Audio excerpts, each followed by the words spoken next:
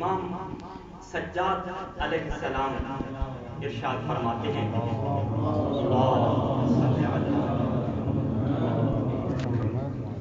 رسالے حقوق میں امام علیہ السلام کے یہ جملے موجود ہیں۔ امام علیہ السلام نے والد کے حقوق کو بیان کیا، فرمایا وَحَقُّ أَبِيكَ أَنَّكَ لَوْلَاهُ لَمْ تَكُنْ۔ آپ کے والد کا پہلا حق آپ پہ یہ ہے، آپ یہ جان لیں اگر آپ کے والد نہ ہوتے تو آپ کو بھی وجود نہ ملتا۔ اور پھر فرمایا فَمَهْمَا رَأَيْتَ فِي نَفْسِكَ مَا يُعْجِبُكَ، جب بھی تمہارے دل میں کسی ایسی چیز کا خیال پیدا ہو، ما یعجبک، جو تجھے پسند ہو، اس کا خیال تمہارے ذہن میں آ رہا ہو، اپنی کسی خوبی کا، اپنے کسی مقام کا، امام علیہ السلام ارشاد فرما رہے ہیں یاد رکھنا ان اباک اصل النعمت علیک فیہ، یہ جو نعمت ملی ہے اس نعمت کی اساس آپ کے والد حضرت ہے۔ اور پھر فرمایا فاحمد اللہ واشکرہ علی قدر ذالک، اس نعمت کی قدر اور اللہ کا شکر ادا کرو اور اللہ کی حمد کرو۔ پیغمبر اسلام صلی اللہ علیہ وآلہ وسلم نے بھی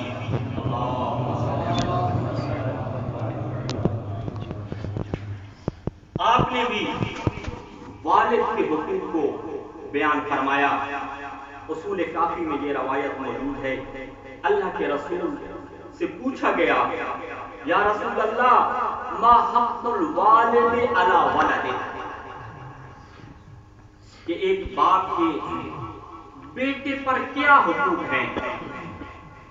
تو اللہ کے رسول نے فرمایا لا یسمیہ، پہلا حق آپ کے لیے ہے کبھی بھی اپنے والد کو نام سے مت پکارنا، لا یسمیہ، ولا یمشی بین یدیہ، اور جب بھی آپ باپ کی رفاقت میں چل رہے ہو تو یاد رکھنا باپ کا تمہارے اوپر حق یہ ہے، باپ آگے چلے تم باپ کے پیچھے پیچھے چلے۔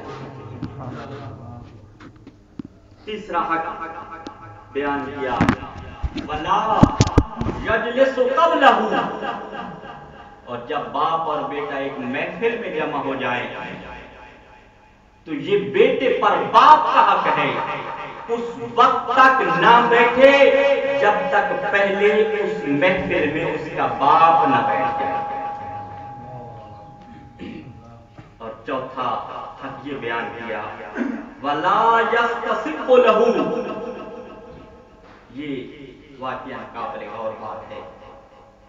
اللہ کے رسول فرما رہے ہیں کہ باپ کا بیٹے پر یہ حق ہے کہ کبھی بھی وہ ایسا کام نہ کرے جس کی وجہ سے اس کے باپ کو گالی کرے۔ یہ چار حق اللہ کے رسول نے بیان کیے۔ کبھی اپنے والد کا نام نہ لینا، چلنے کے دوران باپ پہ سبقت نہ لینا، محفل میں باپ سے پہلے نہ بیٹھنا، اور ایسا کام نہ کرنا جس سے والد کو کوئی گالی دے۔ تو یہ اللہ کے رسول نے حقوق بیان کیے ہیں والد کے، کہ والد کے کیا حقوق ہیں۔ اب جب میں باب روایات میں گیا، کتب احادیث کو دیکھا تو کتب احادیث میں بھی باپ کی عظیم الشان عظمت کو بیان کیا۔ پیغمبر اسلام صلی اللہ علیہ وآلہ وسلم ارشاد فرماتے ہیں اللہم صلی علی محمد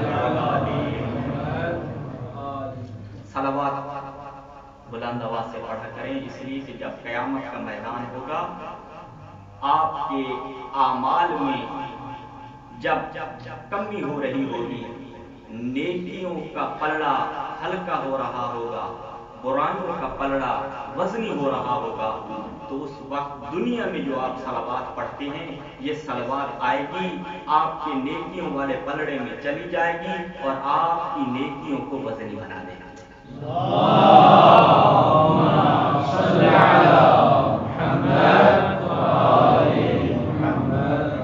یہ روایت میں شرح رسالت الحقوق سے لے رہا ہوں جو ابھی آپ کی خدمت میں بیان کرنے لگا ہوں۔ اللہ کے رسول فرماتے ہیں رضا الرب فی رضا الوالد و سخط الرب فی سخط الوالد۔ اللہ کی رضا والد کی رضا میں ہے، اللہ کی ناراضگی والد کی ناراضگی ہے۔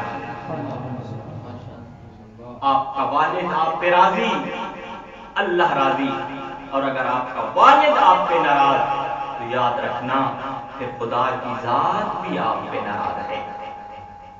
اسی طرح ایک اور روایت ہمیں ملتی ہے، پیغمبر اسلام صلی اللہ علیہ وآلہ وسلم نے اس روایت کو ارشاد فرمایا ہے۔ اللہ کے رسول فرماتے ہیں کہ باپ کون ہے؟ فرمایا ان الوالد باب من ابواب الجنہ، والد تو جنت کے دروازوں میں سے ایک جنت کا دروازہ ہے۔ فَحْفَظْ ذَلِكَ الْبَابَ، اس دروازے کی حفاظت کر۔ اللہ نے کیسا انتظام کیا، جنت کو ماں کے قدموں تلے قرار دیا اور والد کو جنت کا دروازہ قرار دیا۔ جب میں کتب احادیث میں گیا کہ دیکھوں معصومین علیہ السلام نے کس کس چیز کو باپ جنت قرار دیا ہے، تو اس سلسلے میں مجھے 8 چیزیں ایسی نظر آئیں جن کے بارے میں معصوم نے فرمایا یہ باب من ابواب الجنہ ہے۔ سب سے پہلی چیز جس کو جنت کے دروازوں میں سے ایک دروازہ قرار دیا گیا ہے وہ امیر المومنین علی ابن ابی طالب کی ذات گرامی ہے۔ امام موسیٰ کاظم علیہ السلام ارشاد فرماتے ہیں ان علیٰ باب من ابواب الجنہ، امیر المومنین جنت کے دروازوں میں سے ایک جنت کا دروازہ ہے۔ فمن دخل بابہ کان مؤمنا، جو اس دروازے میں داخل ہو گیا وہ مومن ہو گیا۔ ومن خرج من بابہ کان کافرا، جو اس دروازے سے نکل گیا وہ کافر ہو گیا۔ یہ وہ پہلی چیز جس کو باب من ابواب الجنہ کہا گیا۔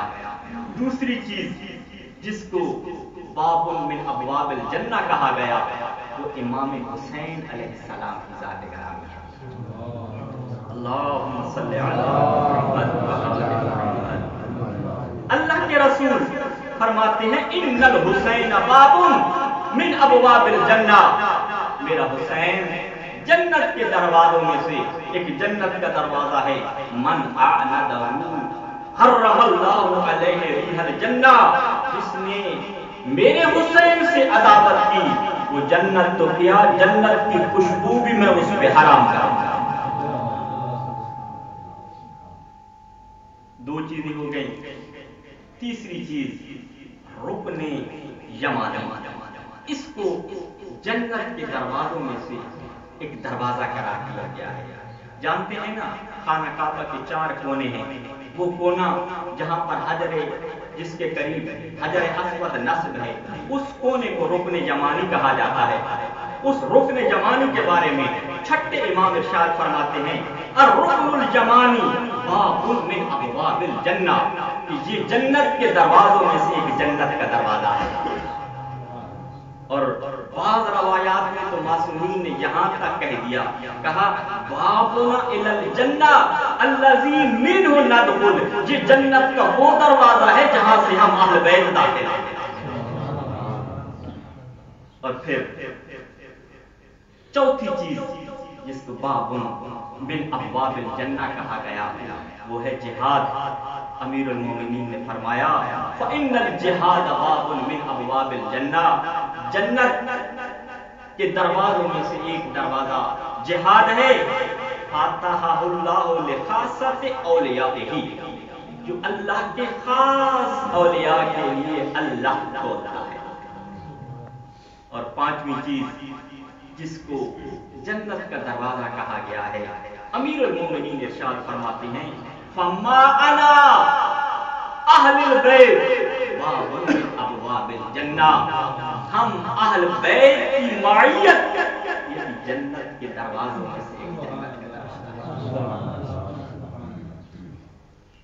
اور پھر سچ بولنا، اس کو بھی جنت کے دروازوں میں سے ایک جنت کا دروازہ قرار دیا گیا ہے۔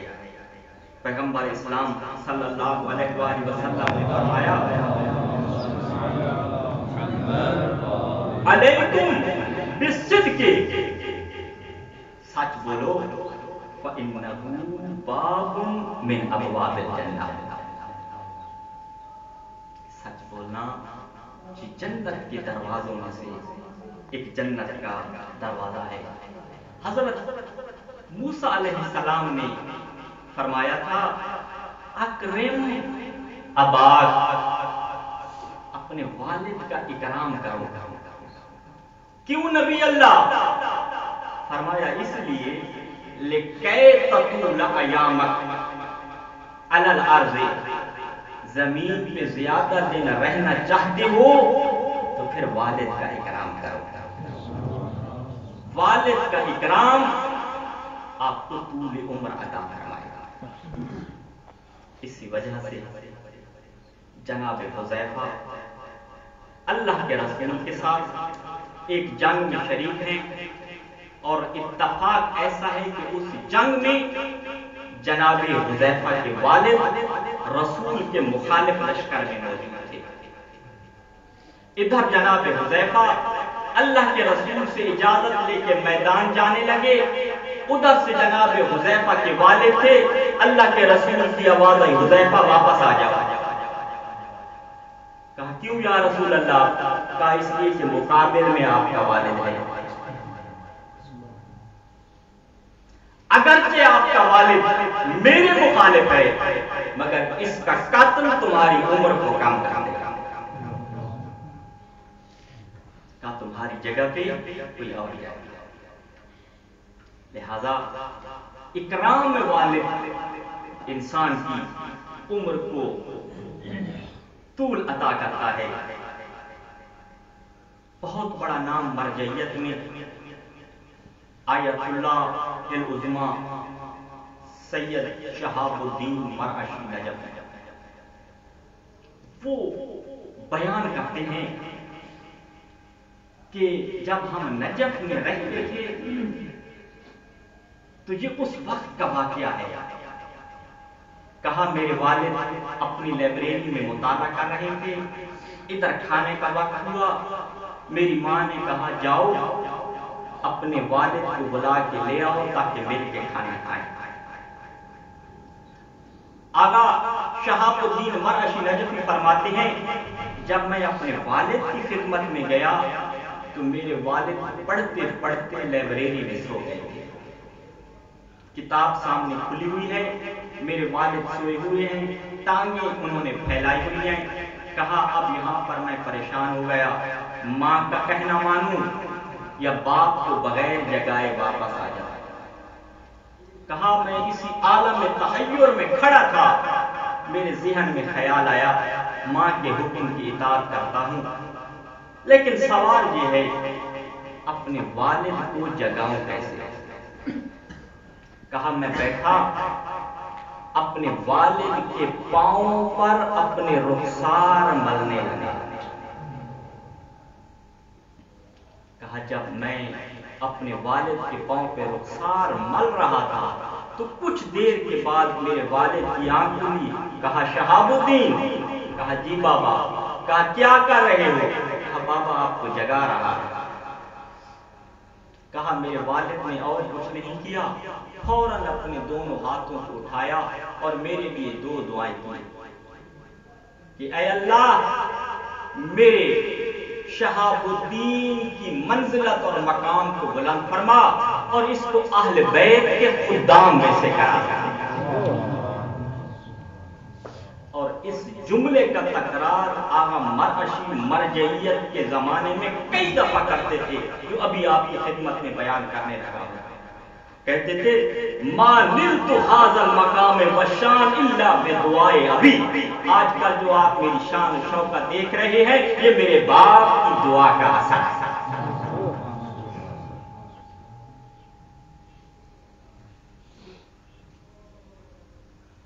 بہت بڑا شرف ہے اہل بیت کی خدمت.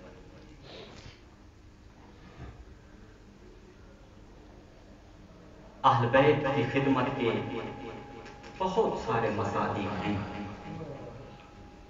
بہت سارے عناوین ہیں. ان عناوین میں سے ایک ابرز ترین عنوان آل محمد کے مسائل پہ رونا اور مجالس کو برپا کرنا ہے. عزیزو عزادارو، آل محمد کی شخصیات میں سے ایک ایسی ہے جس کے مسائل پر آج تک امام زمانہ علیہ السلام صباحاً و مساءً رو رہے ہیں. عزادارو جانتے ہو وہ بی بی کون ہے؟ یہ وہ بی بی ہے جس کو ام المصائب کہتے ہیں. جب جناب زینب سلام اللہ علیہا کی شادی ہوئی تھی نا جناب عبداللہ بن جعفر سے، اگلے دن بنی ہاشم کی بوڑھی عورتیں آئیں، کہا علی کی بیٹی بتاؤ تو صحیح عبداللہ کا گھر کیسے لگا؟ اس زمانے میں کوئی ایسی نعمت نہیں تھی جو جناب عبداللہ کے گھر میں نہ ہو. کہا گھر تو ٹھیک ہے، بس ایک چیز کی کمی ہے. کہا علی کی شہزادی کس چیز کی کمی ہے؟ کہا بس میرا حسین مجھے نظر نہیں آتا، میں اپنے حسین کو نہیں دیکھ پاتی. عزادارو 28 رجب ہوئی، حسین کا قافلہ چلنے لگا. کہا بہن زینب آپ میرے ساتھ تابع ہوگی، جب پہلے عبداللہ سے اجازت لے لو. عزادارو جناب زینب چلی، جناب عبداللہ کے پاس آئیں اور عرض کیا اے عبداللہ آپ جانتے ہیں میرا بھائی حسین کربلا جا رہا ہے، اگر آپ نے مجھے اجازت نہ دی تو 2 کام بیک وقت ہوں گے. ادھر میرے حسین کا قافلہ نکلے گا، ادھر زینب کا جنازہ نکلے گا. عزادارو جناب عبداللہ نے فرمایا علی کی بیٹی میں روکتا نہیں ہوں، مگر میرا تعلق غریب گھرانے سے نہیں ہے. ساتھ اون محمد کو بھی لیتے جاؤ، ایک اپنی طرف سے بھائی کو قربان کر دینا، ایک میری طرف سے قربان کر دینا. عزادارو ایک چیز اور بھی کہی تھی، کہا علی کی بیٹی میرے اس بھرے گھر سے 4 بہترین کنیزیں بھی ساتھ لے کے جاؤ جو تمہاری خدمت کریں گی. عزادارو یہ 4 کنیزیں جناب زینب کے ساتھ چلی. عزادارو اب جملہ سنو گے. کچھ علماء نے تحقیق کی، کہا ان کنیزوں کا تذکرہ ہمیں عاشورہ تک ملتا ہے، شام غریبہ کے بعد ان کنیزوں کا تذکرہ نہیں ملتا. کہا کیا ہوا؟ کہا جب شام غریبہ کو علی کی بیٹی کی چادر لوٹی گئی، یہ 4 کنیزیں اس غم میں کربلا میں فوت ہو گئی تھی. کہا اب علی کی بیٹی کی چادر کے لٹنے کے بعد زندہ رہنے کا کیا فائدہ؟ عزادارو جانتے ہو مخدوم دو عالم کی چادر کو لوٹا کیسے گیا؟ اب جو سادات بیٹھے ہیں میں معافی مانگ کے ایک جملہ کہنے لگا ہوں۔ پھولی ملعون کہتا ہے جب میں پہنچا تھا تو خیام سے ہر چیز کو لوٹا جا چکا تھا۔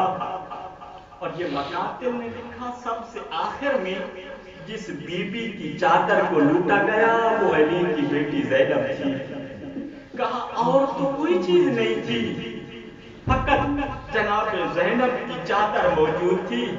کہا میں نے علی کی بیٹی کی چادر میں ہاتھ ڈالا، کہا چادر کو میں نے اپنی طرف کھینچا، علی کی بیٹی نے چادر کو اپنی طرف کھینچا۔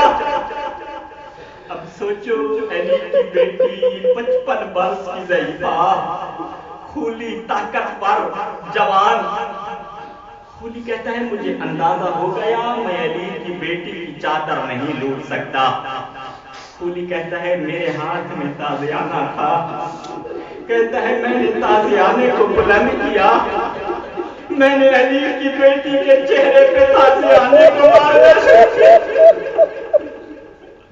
کہا علی کی بیٹی کی گرفت چھوٹی، چادر میرے ہاتھ میں آئی، اور اس وقت جناب زینب نے فرات کی طرف منہ کر کے کہا عباس جس بہن کے قدموں کے نشان تو مٹا دیا کرتا تھا، جب میں نانا محمد کی زیارت کو جاتی نانا محمد کے روضے کے چراغ بابا علی بجھا دیا کرتا تھا۔ عباس ذرا اس بہن کی حالت کو دیکھو۔ عزادارو پھولی ملعون کہتا ہے اس دوران میں نے دیکھا علی کی بیٹی کی بالیاں مجھے نظر آئی۔ عزادارو ایک ہاتھ میں تو تازیانہ تھا، دوسرے ہاتھ میں نیزہ تھا۔ اس ملعون نے جناب زینب کے کانوں پہ نوک نیزہ کو مارنا شروع کیا، جناب زینب کے کان پھٹے، اس نے بالیوں کو لیا، وَجَعَلَ الدَّمُ يَسِيلُ عَلَى ثِيَابِهَا۔ عزادارو خون جناب زینب کے کپڑوں پہ بہہ رہا تھا۔ بس عزادارو اب وہ منظر آ گیا جب علی کی بیٹی کو کربلا چھوڑنا ہے۔ عزادارو جناب فضا اور جناب زینب ہر بی بی کو اونٹ پہ سوار کرا رہی ہے۔ جب جناب فضا اور جناب زینب تنہا رہ گئی نا تو کہا اماں فضا آپ کو میں سوار کراتی ہوں۔ جناب فضا نے فرمایا علی کی بیٹی اے آقا زادی یہ کیسے ہو سکتا ہے میں سوار ہو جاؤں، آپ کو کون سوار کرائے گا؟ کہا میری فکر نہ کرو، مجھے وہ سوار کرائے گا جس نے مجھے مدینہ سے سوار کرایا تھا۔ عزادارو اب جب جناب فضا سوار ہو گئی تو بی بی نے فرات کی طرف منہ کر کے فرمایا عباس کنت ارکبتنی من المدینہ، عباس مدینے سے آپ نے مجھے سوار کرایا تھا، عباس آؤ بہن کو سوار کراؤ۔ عزادارو یہ جملے شمر نے سنے، اب مجھے معاف کرنا، جب شمر نے سنا نا علی کی بیٹی عباس کو بلا رہی ہے، اس نے کیا کیا؟ اس نے چند ساتھیوں کو بلایا، کہا نیزے لے آؤ عباس کے لاشے پہ جاتے ہیں۔ عزاداروں کیا کیا؟ انہوں نے جناب عباس کے جسم کے ٹکڑوں کو نیزے پہ بلند کیا، جناب زینب کے گرد طواف کرنے لگے اور فرما رہے تھے ہاذا عباس تستغیثینی بہی یا بنت علی، علی کی بیٹی یہی تیرا عباس ہے جس سے فریادیں کر رہی۔ عزاداروں اب شمر کا جی نہیں بھرا، اب کیا کیا؟ جو جناب عباس کا جسم باقی بچ گیا تھا اس کو رسیوں سے باندھا، لاشے کو اٹھایا، جناب زینب کے گرد طواف کرنے لگے، کہا علی کی بیٹی جس عباس پہ آپ کو ناز تھا یہ وہی عباس ہے۔ عزاداروں اب حافظ نے لکھا اب علی کی بیٹی اکیلی کیسے سوار ہوئی؟ ازادارو بعض خطاب میں منبر فرماتے ہیں علی کی بیٹی محمل پہ ایسے سوار ہوئی جیسے حسین اکبر کے لاشے پہ پہنچا تھا۔ ازادارو حسین اکبر کے لاشے پہ کیسے پہنچا تھا؟ مولا حسین اٹھتے تھے پھر گر جاتے تھے، پھر اٹھتے تھے پھر گر جاتے تھے۔ کہا علی کی بیٹی کی یہی حالت تھی، محمل پہ سوار ہونا چاہتی تھی پھر گر جاتی تھی، پھر اٹھتی تھی پھر گر جاتی تھی۔ اللہ جانے زینب محمل پہ کیسے سوار۔ انا للہ و انا الیہ راجعون، انا للہ و انا الیہ راجعون، انا للہ و انا الیہ راجعون۔ کریم اللہ کی واسطہ